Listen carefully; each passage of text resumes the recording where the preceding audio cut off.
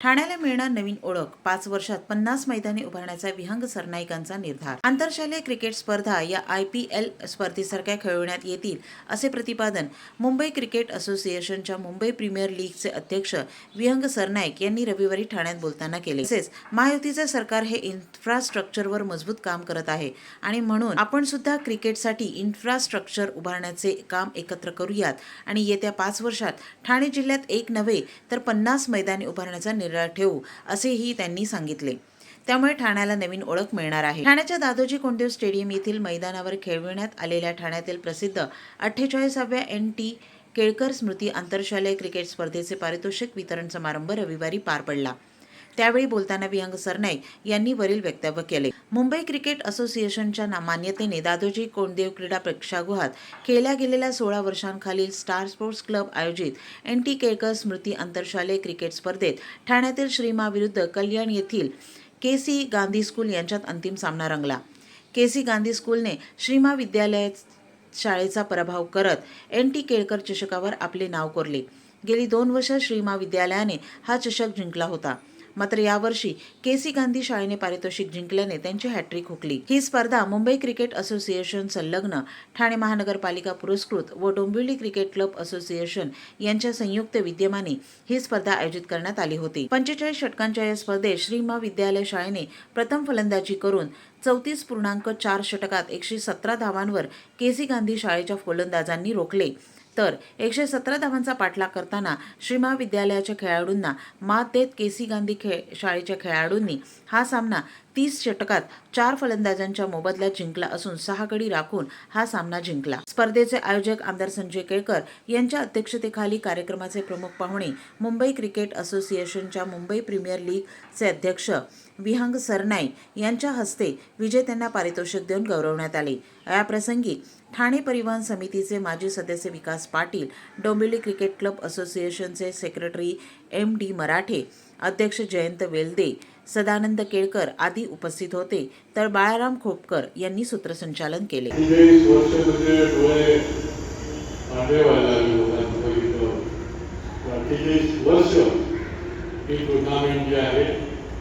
सुरू आहे. खरं म्हणजे या टुर्नामेंटचा देखील एक इतिहास आहे आणि ठाणे जिल्ह्याचं क्रिकेट पुढे जाण्याकरता आजची ही केळकर कुटुंबीय या ठिकाणी आवर्जून उपस्थित आहे. तर ज्यावेळेला ही सगळी स्पर्धा बंद होती त्यावेळेला आपल्या सगळ्या या केळकर कुटुंबियांनी पुढाकार घेतला आणि पुढाकार घेऊन हा केळकर क्लब दिला, त्या स्पर्धेला प्रोत्साहन दिलं. आमच्या क्लबमध्ये मी त्यावेळेला कॉलेजमध्ये होतो. आता 48 वर्ष झाली म्हणजे मी, पण कॉलेजमध्ये असताना बाकी सगळी मंडळी जी आहे ती इंटरनॅशनल अंपायरचे रिपोर्टर होते, आनंद धामणे असायचे, तुकाराम सुर्वे जे आत्ताच त्यांचं निधन झालं ते होते, ते रणजीपटू होते. अशी सगळी क्रीडा क्षेत्रामध्ये आणि क्रिकेट क्षेत्रामध्ये मंडळी होती आणि त्यामुळे ही स्पर्धा सुरू झाली. सरांनी मला ॲक्च्युली 2-3 दिवसापूर्वी सांगितलं होतं. मागच्या वेळेस मी नव्हतो इकडे, पण यावेळेस आता मी मुंबईच्या दिशेने निघालो होतो आणि माझी चूक झाली. उद्याचा प्रोग्राम असा मी समजून मी माझ्या दुसऱ्या प्रोग्रामसाठी जात होतो. सरांचा फोन आला, मी उद्या मारून परत आलो.